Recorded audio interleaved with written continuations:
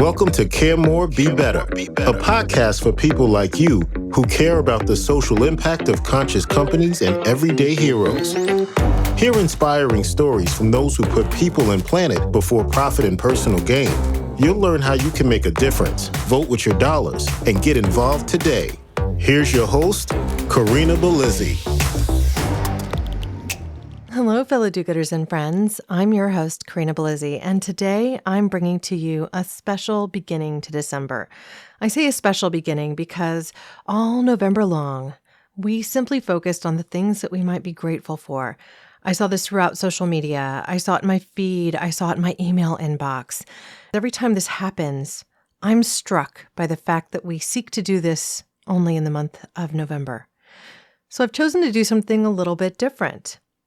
I've chosen to express my gratitude at the beginning of December with the first episode for December.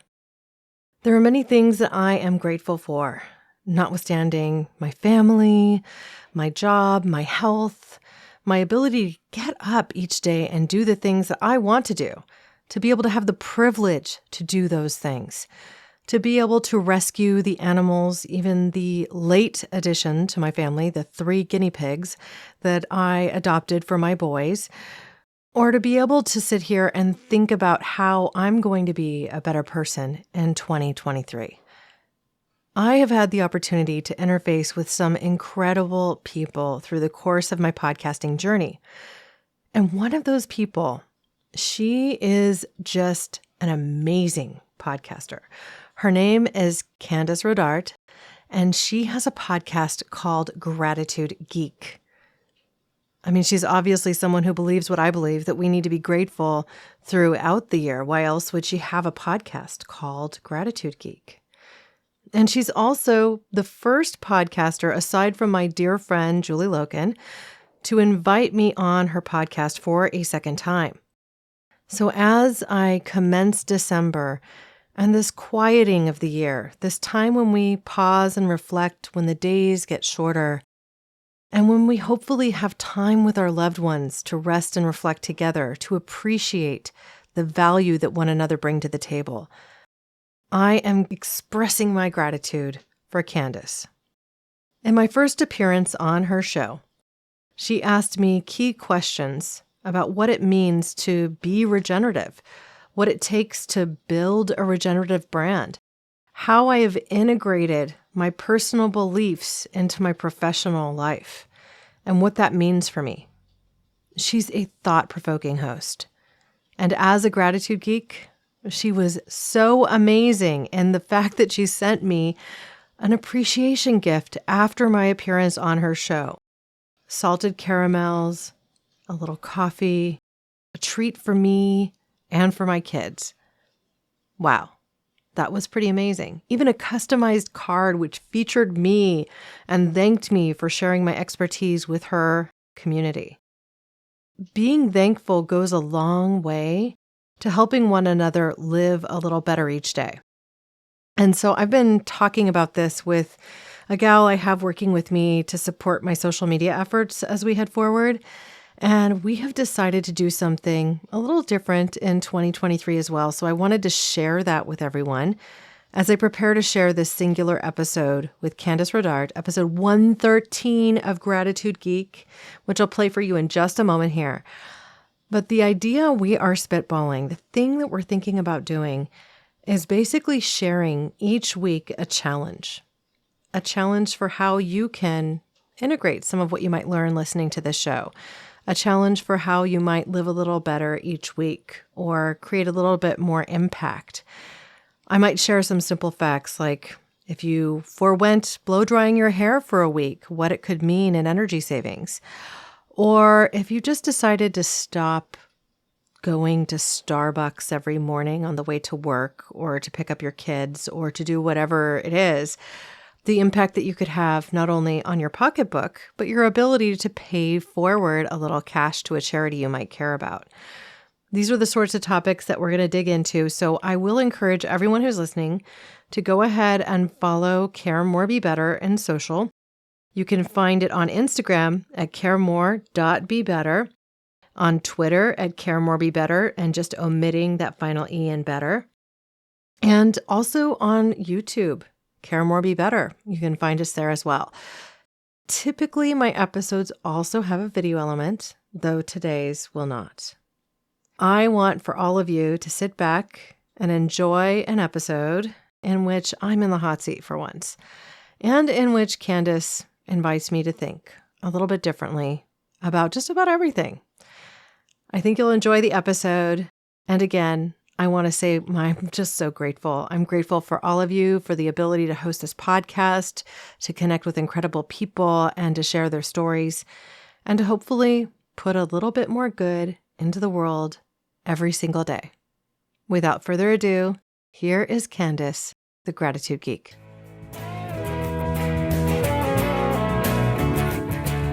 Welcome to Gratitude Geek, the relationship marketing podcast helping micropreneurs find your micro-influencer magic. I'm your host, Kandas Rodarte, and this week I'm joined by Corinna Bellizzi. Corinna is a natural products industry executive, mom of 2 young boys, and a podcaster who began her broadcasting journey as a guest on many nationally syndicated radio shows. In her role as an executive, she is a pioneer of new nutrition categories and an experienced media spokesperson. She is the host of 2 podcasts, Care More Better and Mediacasters. Welcome, Corinna. Thanks so much for having me. It's my joy to be here. I love it when my guests have great mics. Thank you for having a good mic. I really appreciate it. It's the little things that make a podcaster happy. So tell us your unique story. How'd you get to where you are?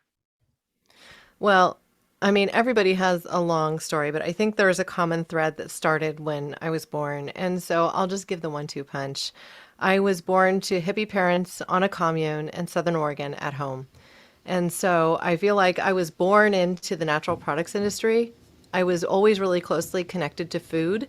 I have an early recollection of like my mom like walking a goat into the kitchen to milk it in the morning for our cereal milk, like that sort of stuff, you know? So the type of world that I grew up in was a little bit different than most of my peers. And it meant that like when I even moved to California later and was in this midst of everybody working in high tech, like I went to high school in Cupertino, California, Apple computers home, like in the early 90s, right? Like everybody went into tech. I wanted to study anthropology. I wanted to be Indiana Jones. And so I pursued that, right? Because I wanted to actually go and be an archaeologist, dig in the dirt. And then realized, holy crap, I'm not going to make a living doing this. Not only do professors hold on to their tenure by like their claws, right? It's male dominated. It costs a lot of money to go to grad school. I could eke out an existence just doing like these local area digs anytime they do a construction and find something. Or I could go to work for a while and see what happens.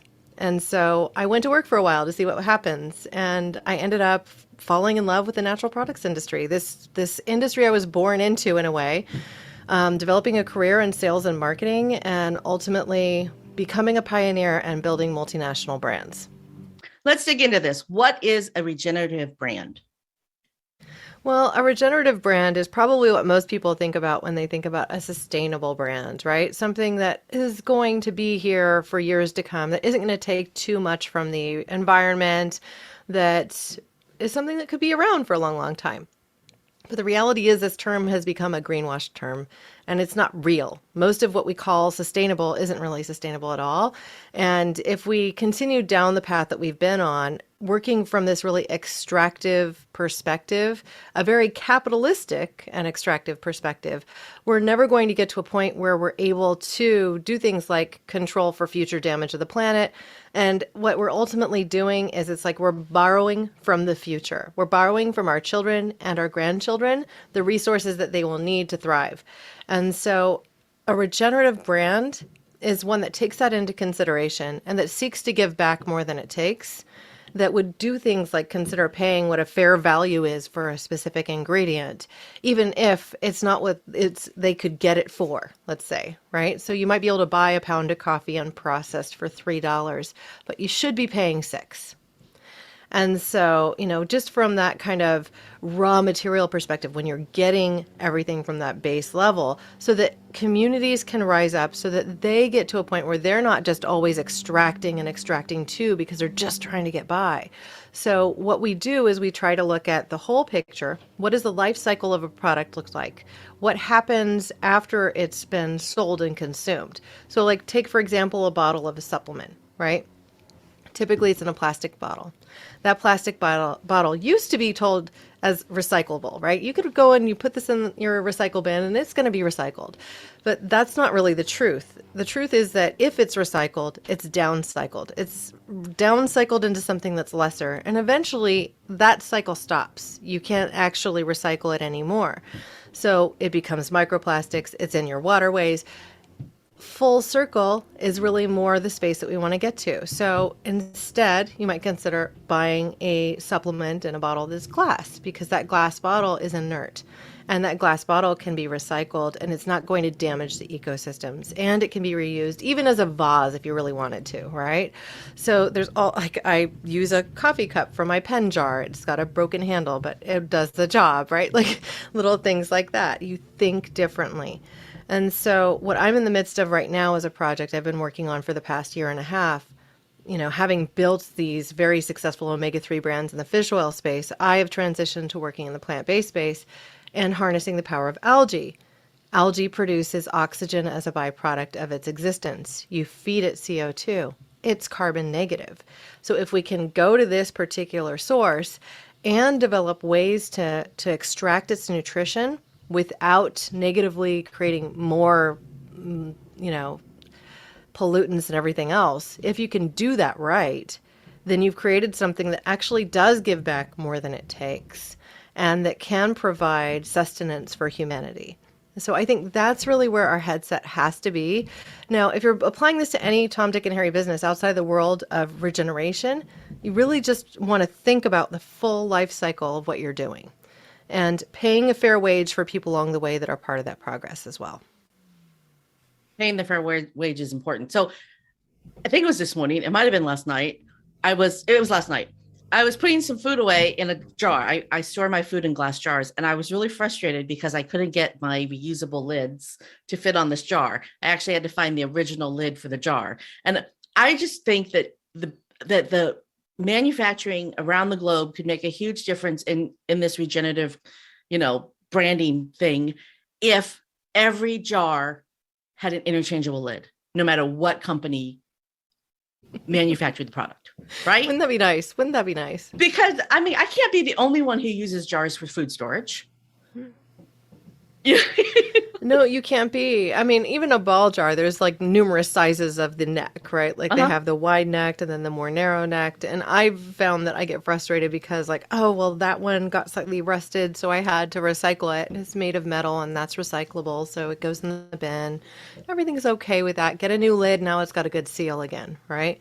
But I like to repurpose things like my pasta sauce glass jars. And those lids aren't replaceable. So it's the same story. What a lot of people do now is they go to beeswax laced cloth, which you can actually make in your oven yourself. You don't have to go and buy these. So let's say you have some old sheets that get a tear in them or something, but it's still perfectly good fabric. You can cut them into squares and just lay it in a glass pan with some beeswax, put it in your oven for, 20 or 30 minutes. It melts it. And yes, you have to clean the pan afterwards, and that's a little bit of a pain, but you literally get your own beeswax cloth that you can then use to seal something. And it only holds up for so long because then the beeswax starts to crumble away and you do it again. You just put some beeswax in there, put it back in the oven, and it happens all over again. So there's all sorts of YouTube tutorials for how you can do this. That can be watertight as well as airtight because the beeswax essentially operates as a sealant, much like you would if you were canning with beeswax or with any wax, really. I feel like I've been living under a rock. I did not know about this. Yeah, I don't know. It's something I picked up. I really don't like the ones that you buy because I just feel like it's wasteful. And eventually I have even, a men's style button-up shirt that I like to wear, and they get tattered. And what do you do with it? It's if I send it to Goodwill, it's got a hole in it. It's just going to end up in landfill. But it's a pretty fabric, and I could cut it up and use it for something like that. So, easy enough to do. I don't get to talk about this very often because this is not the kind of podcast that I have. It's a business podcast, but I watched a documentary recently about what happens to donated clothing. Oh God, And it's terrible. it's literally in our ocean, washes up on beaches in Africa. And it's mountains and mountains of clothing along the beaches of Africa. I can't remember the country, but it's just, don't donate your clothes, people. Well, if you think about, if we just change our mindset and we start to think about everything we bring into our home as our responsibility, then it shifts your buying patterns, right? Because like if you say, I'm bringing this into my home, but I'm going to have to dispose of it in a way in which I know it's going to go to its best life cycle. I certainly keep my clothes beyond their so-called wear point. I mean, it goes from being like wear out clothes to pajama clothes to, hey, I'm going to paint in this or whatever, right? But that's because like so much of the clothing we wear isn't something that you would really buy secondhand, right? Yeah. And then another thing to really kind of keep in mind, like sneakers, as a for example. I go through a lot of sneakers because I go for a lot of hikes, a lot of runs. I used to run marathons. Those days are over because I have bunions now, yay. But I found that a local shoe shop that actually specializes in running shoes, they recycle the shoes into tracks for high schools and colleges. So they take the soles, the rubber, and they repurpose it for that specifically. And so I always take my used shoes and I take them there because otherwise they would end up in the trash because there's no real way to otherwise recycle them. And then there's this other company called TerraCycle where you can actually get a box from them, and it's like it's preformed box that you fill and you buy by size. And anything that you put in there, you just ship back to them and they will find out a way to recycle or reuse the materials that are in it. Even things like a comforter that you might have. They'll figure out a way to reuse the batting inside it. It may become the architecture of a cushion that ends up then later being resold into the marketplace. And so I think it's powerful to think about how we can really make use of the things that we buy. You go to our local communities to try and capture items that might not be in their first use. If it's something that you don't need new, like furniture is a great example, right? And then really kind of just think about when you have to dispose of something, taking more responsibility for that. I used to work for a chain of sporting goods stores, and we were building a new store, and we put in flooring. This was 20 or 25 years ago. Oh, I've been married for 25 years. So this was 25 years ago. Holy crap. And it was flooring that was made from recycled shoes. It was a partnership with Nike because Nike was one of our vendors. And it was really cool then. I mean, that was 25 years ago that and the technology has really come a long way. I'm a documentary addict. So I watched another documentary about a woman in Africa who has developed a way to recycle plastic into road pavers. So she turns the plastic into bricks that can be used to make roads. I mean, there are ideas. There are things that we do not know today that are going to be standard across the board in the future. Yep. And someone's going to people that are melting them into bricks to make houses from. So that's happening too. Like these are all things that can be done with plastics, but we have such a mountain of plastic to work through that there's just too much in existence today. And we keep making new virgin plastic at the same time. Yeah. There are technologies that are coming out, a couple of which are detailed in Paul Hawken's book, Regenerative, where they're able to make old plastic or recycled plastic like new. So it's like virgin plastic, but the technologies are very new. They're not out there yet. And so it's just a matter of like what's in science phase versus what's in actually manufacturing phase. And when we go through and we recycle things, there's always an ecological and environmental cost to that too, because typically heat is required. Where's the energy coming from? Typically also they might release some pollutants or create more carbon. So what is the impact of that? So, I mean, really, again, thinking about the things that you have for durability, buying clothing that way, or even choosing when you're a company to create something that's more marketing oriented, create something that is useful and that will stand the test of time. Don't buy the $5 t-shirt that was made on the backs of somebody else that you can get for the cheapest baseline price just because. because somebody paid for that. They paid for it with their lifestyle. They paid for it with their livelihood. They paid for it by being underpaid and undernourished and in an environment that isn't healthy for them or their families either. And so if we think about that and we think more about like the world that our grandparents lived in, like really, where things were manufactured to last and where people had pride of ownership, where they might even have gifted that KitchenAid mixer down to their children and their children's children. I mean, I have one of those KitchenAid mixers, then I think we can actually be in a space in a world where regeneration isn't just this ethereal concept. It's something that we've ingrained in our society and into our business practices so that we aren't just willy-nilly with the money we spend and with the things that we buy and this consumerist kind of world. So I'm wearing a pair of Birkenstocks that are probably 25, 30 years old, right? I'm wearing them right now. I'm sure they're very comfortable. They are. Well, I don't wear them in public. They never leave the house, but they are. I mean, they've got that negative heel. And so they're just really nice to stand on. But they probably cost me $250 back then. Wow. Which means I've paid $10 a year to own these shoes. Right? Wow. Right. Yeah. Cheers. Yeah. Well, and then I'm also thinking about, I had these two identical sleeveless shirts. They were really high quality knit, super comfortable, very well made. I'm not a seamstress, so I don't know the terms, but they had like tape along the seams. And then they had those little hooks so that you hook it on your bra and so it doesn't fall off your shoulders. I swear I wore these shirts for 15 years. They were $99 each. I wore them for 15 years, right? So I totally agree with you that if you spend just a little bit extra money, you get a lot of more wear out of something, but it's also timeless. Pick those timeless designs. Now, I just wanted to share a story though. I'm wearing this shirt. This was actually a promotional shirt from a Vitamin Angels event that they hosted in New Jersey, I think about 10 years ago at this point.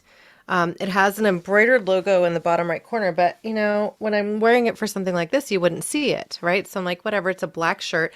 It is microfiber, right? But it's black, it's simple, it goes with a lot of things.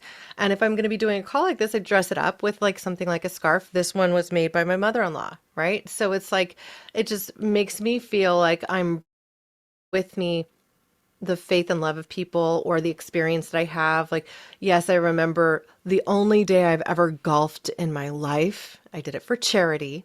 I did it with the Vitamin Angels.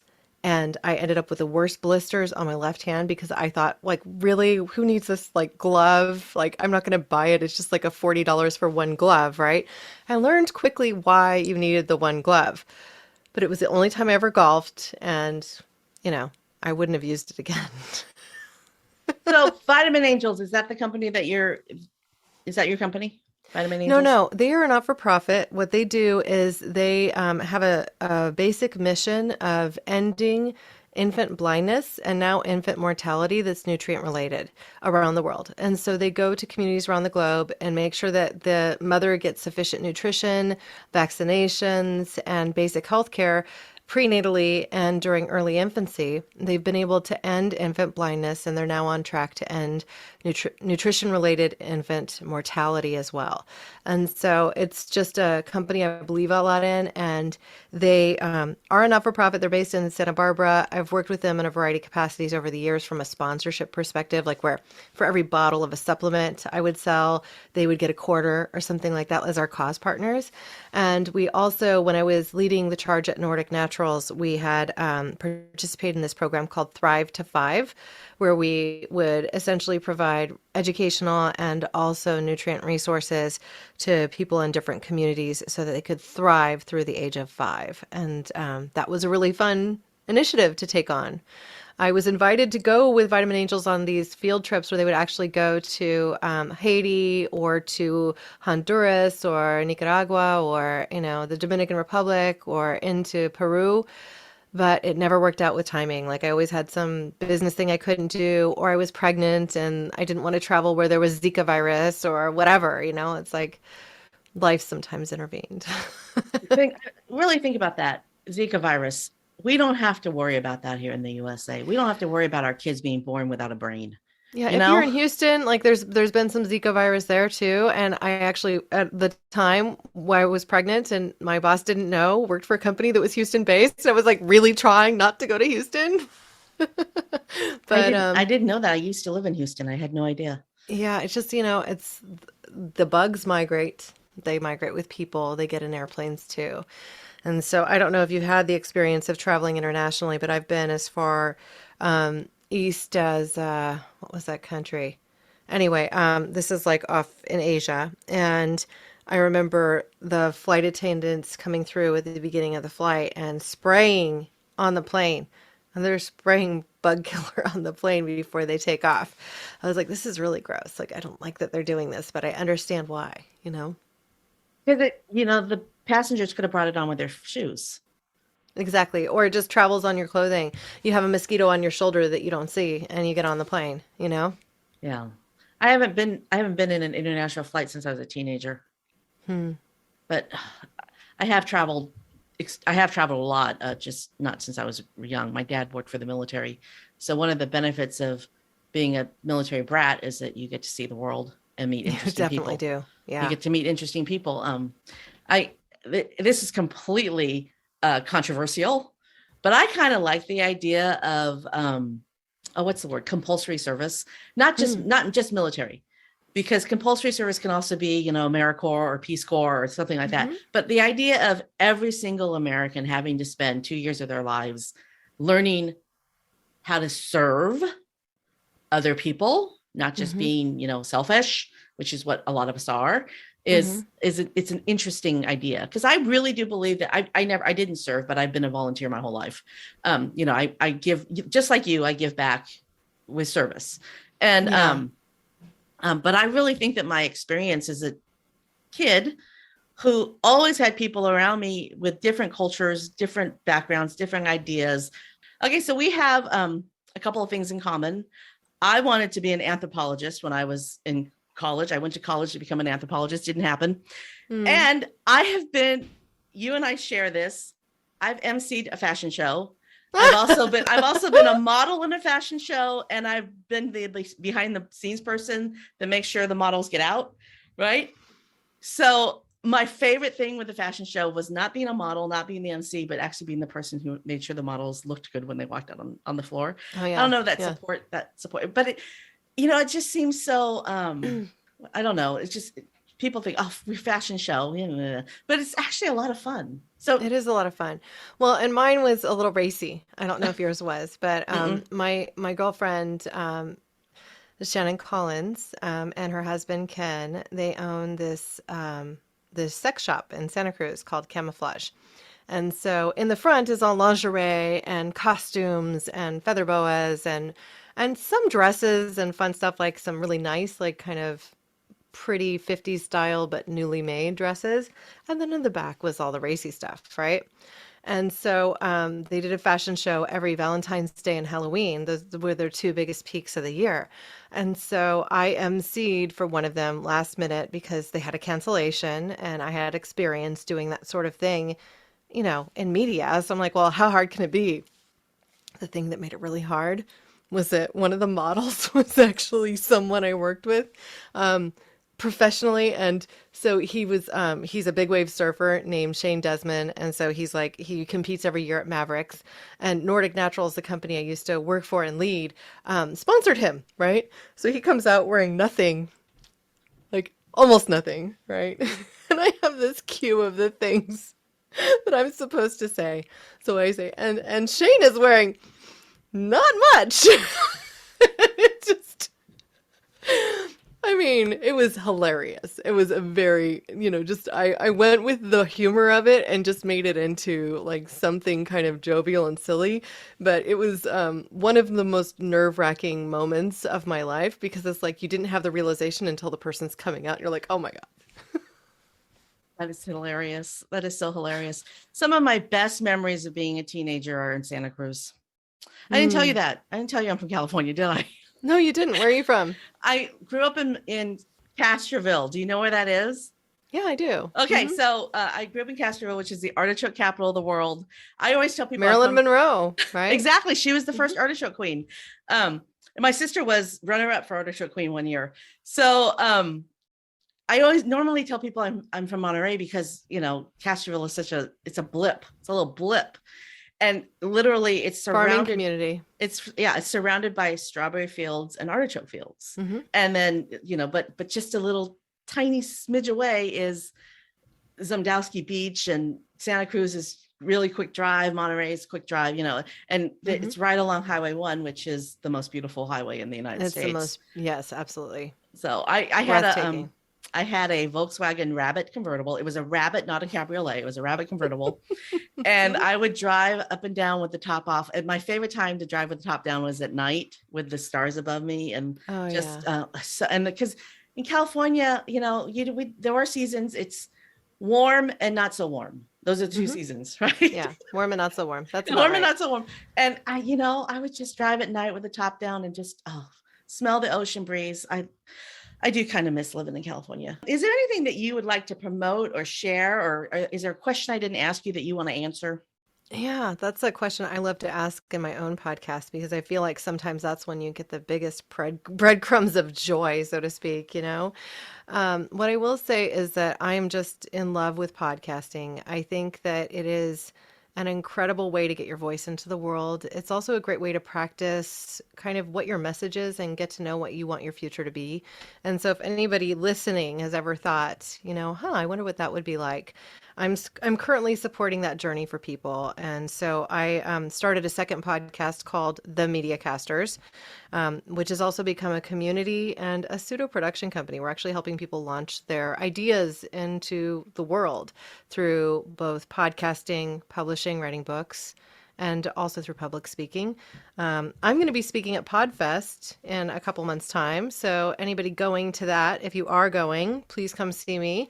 My partner with the Media Casters, Julie Loken, and myself are going to be on stage talking about the power of community and how you can leverage community to grow your street credibility, your audiences, and really build a foundational support system to be able to not go it alone, because it's my belief that none of us should have to.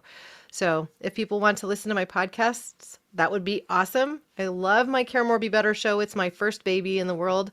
The Media Casters is my second baby into the world of podcasting. And I'm even launching a third soon in the nutrition space. So I get to talk about everything I know in nutrition, which will be fun. It's the first one related to my actual day job. This morning I was okay. First of all, thank you, because I think I stole that question from you. Oh, hey, I'm pretty sure I stole that question from you, and it's going into my regular rotation. So thank you. Yeah, it's good. Actually, I like it. I had to have, because I picked it up from somebody, so it must have been you, because I really did enjoy the episode of Care More Be Better that I listened to. It was with peanut butter and politics. No, bacon and politics.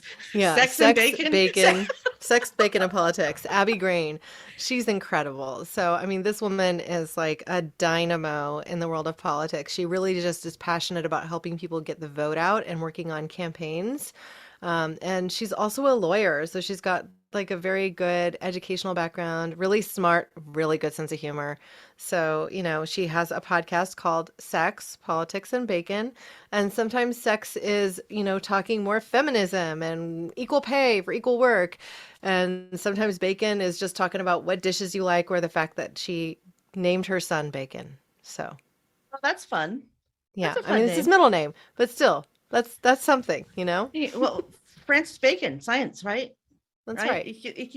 You can have any spin on that. It was a really good episode, and I enjoyed it. It was fun. That was a fun one. I loved that episode. I really wish I could talk about politics. Maybe I should start another podcast where it's politics. Well, I could help you launch that. And, you know, it's one of those things where I think that sometimes keeping your shows as pure as possible is important. But, you know, people want to hear your voice. They want to hear from you. And I certainly have a challenge in even talking about politics on my podcast, because I think sometimes it can be polarizing and you can alienate people. So the running thread that I tend to bring in every time I do talk about politics on my own podcast is to really invite people to open discourse, because I think disagreement is healthy. And we have way more in common than we ever have separate. So even if you're on opposite sides of an issue, it's, I think, important to hear one another out and understand perspective and respect one another's viewpoint instead of, just automatically kind of just choosing to butt heads with one another. And I think if you can take that approach while talking about political issues, then suddenly, you've opened yourself to having a more kind of freeing conversation. Sometimes there's things you're not going to agree on, ever, right? They're going to be like deal breakers for you. And that's okay too, right? It's time to wrap up. I always like to end the same way. Thank you for letting me steal your question about tell us something that you want us to know that I haven't asked you yet, because that's being added to my rotation of questions that I ask. And really, I only have 3 now. It was 2 and now it's 3. But I always end with the same question. So tell us who or what you're most grateful for. Share your moment of gratitude. Honestly, I'm most grateful for my body, for my ability to be in this world today, to move around with freedom, and to have the ability to go out into the great outdoors and experience nature. I think that's the thing I'm most grateful for. It's enabled me to bear children, run marathons, travel the world, walk innumerable miles, and see perspectives from other spots in the globe. So I'm very thankful for that. Thanks for joining us this week for Gratitude Geek, the relationship marketing podcast helping micropreneurs find your micro influencer magic. Be sure to check the show notes at gratitudegeek.com, episode 113, for links to all the groovy resources mentioned today, and of course, to connect with Corinna Bellizzi. And while you're there, why not subscribe to the show on Audible, iTunes, Stitcher, or any of your favorite podcast players? It's easy and would mean the world to me. Our theme music is track 14 by Rev Brock and Soul Lily. I've been your host, Kandas Rodarte. Join me on my mission to spread gratitude, sow seeds of appreciation, and harvest a bounty of generosity and kindness. Stay groovy, my friends. Stay groovy. I know we can make it easier than they can. We can make it better than before. I know we can make it easier than they can. We can make it better than before. Some things just can't be ignored.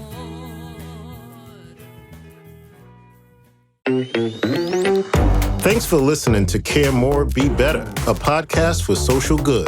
To make sure you never miss an episode, subscribe, rate, and review wherever you listen to podcasts, and share with your friends to help us reach more people and spread more social good.